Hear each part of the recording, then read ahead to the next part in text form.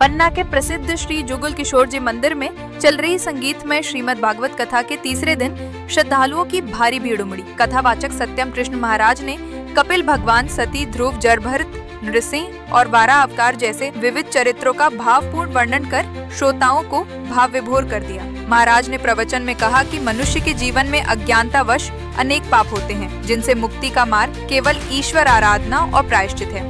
उन्होंने सत्संग की महत्ता बताते हुए कहा कि सत्संग जीवन का रूपांतरण कर सकता है। भक्ति और ज्ञान के मार्ग पर चलकर ही मानव जीवन सार्थक होता है। उन्होंने कहा कि वैराग्य मनुष्य को संसार में रहते हुए भी मोह माया से दूर रखता है, जिससे आत्मज्ञान की प्राप्ति होती है।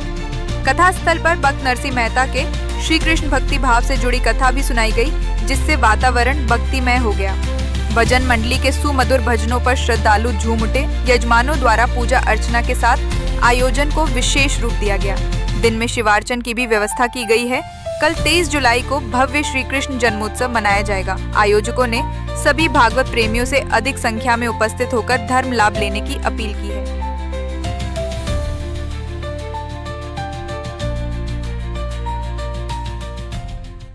योऽन्तः प्रविश्य मम वाचमिमां प्रसुप्तां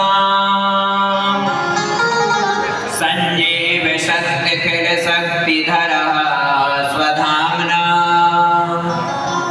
लेभे गतिं धात्र्युचितां ततोऽन्यं कं वा दयालुं शरणं व्रजेमः।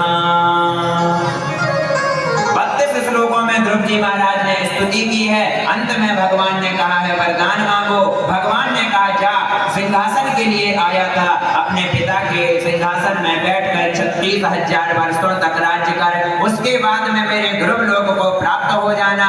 और इस प्रकार से कहकर भगवान अंदर ध्यान हो गए। बोलिए भक्त वत्सल भगवान की, बोलिए ध्रुव जी महाराज की। इस प्रकार से ध्रुव जी महाराज वापस आए।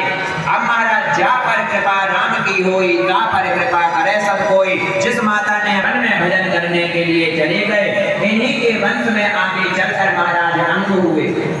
बड़े अच्छे राजा थे, लेकिन अंग के महाराज जो बेटा हुआ बहन, वह बड़ा नास्तिक निकल गया। तो उन्हें अपने ही राज्य से मुख छुपाकर बेटे के कारण भागना पड़ा। अब महाराज बहन ही राजा बन गया। और जैसे ही यह बहन राजा बना, तुरंत घोषणा कर दी, न यष्टभ्यं न दातव्यं न होतव्यं द्वया क्वचे। उसने तुरंत कहा यज्ञ बंद, पूजा पाठ यह सब बंद कर दिया। और जैसे ही महाराज यह सब बंद करने को कहा, संतों ने समझाया, इसके समझ में नहीं आया, तुरंत इसे भस्म कर दिया। और जैसे ही इसे भस्म कर दिया, श्री सुखदेव जी महाराज कहते हैं परीक्षित, भस्म होते ही तुरंत इन्हीं के शरीर का मंथन किया गया। और जैसे ही मंथन किया गया तो प्रतो भगवान प्रकट हो गए। बोलिए प्रतो भगवान की, जोर से बोल लीजिए, बोलिए प्रतो भगवान की।